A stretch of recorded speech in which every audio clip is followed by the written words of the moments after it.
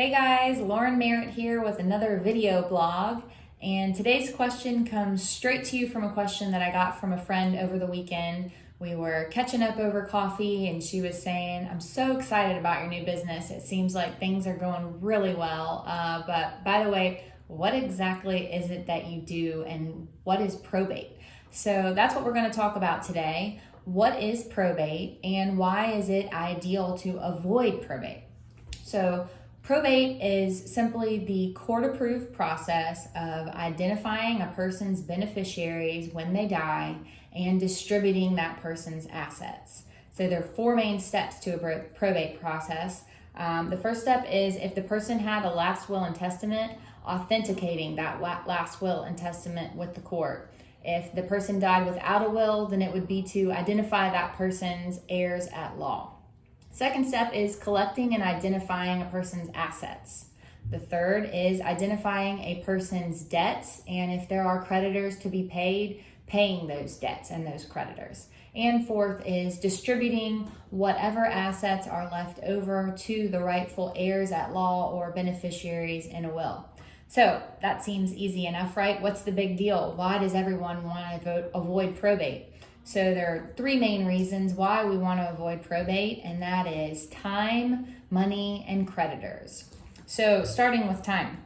When we're talking about probate, we're talking about the court system. And it may not come at any surprise that when we're dealing with the court system, things can often take longer than we would like them to take.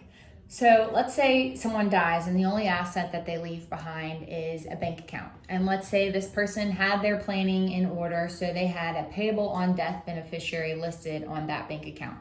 That asset is going to pass outside of probate. The beneficiary just needs to take a copy of the death certificate, present it to the bank. That bank is going to cut a check, and that person's going to have access to those funds relatively quickly. Now, on the other hand, let's say that same person died with that same bank account, but there was no beneficiary listed. Now the process is going to take longer because we're dealing with probate and we're dealing with the court system. Depending on what kind of probate proceeding has to be opened up, it could take up to 12 months for anybody to inherit the money in that bank account. So avoiding probate can save time for our family. The second reason we like to avoid probate is money. Probate, guys, it's just an expensive process. There's a lot of steps and there are a lot of expenses. Depending on what kind of probate it has to be filed, you're going to be looking at an expensive court filing fee, attorney's fees for an attorney to draft the paperwork, publication fee for the notice to creditors, if there's real property in the estate, a title search for that property. All these things can add up quickly. So avoiding probate helps save money by avoiding these expenses. And third, avoiding probate means we can usually avoid at least some creditors. When someone dies and a probate estate is open, we have to look at what debts that person died and left behind and whether there are any creditors that come forward for repayment. If the estate is solvent, meaning there is money in the estate to pay the claims, those creditors are going to have to get paid before any money can be inherited. So the money to be inherited is actually going to be depleted by the creditor's claims before it can be distributed to the rightful heirs.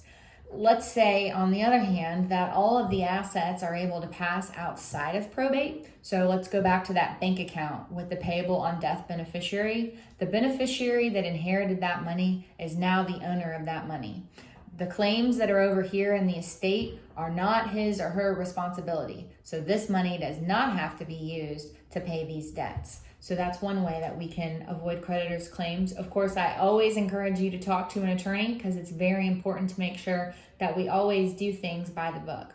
So if you have any questions on the steps to take after a loved one dies, I would encourage you to click the link I'm going to post at the bottom of this video to access our free survivor checklist, 6 steps to take after a loved one dies in Florida. So if you click on that link, it's just going to ask you for your first name and your email address, and it'll send our free checklist right on over to your inbox. So hopefully that guide will give you an idea of what to expect in the days ahead. Hope this video has been helpful. I look forward to talking with you guys next time.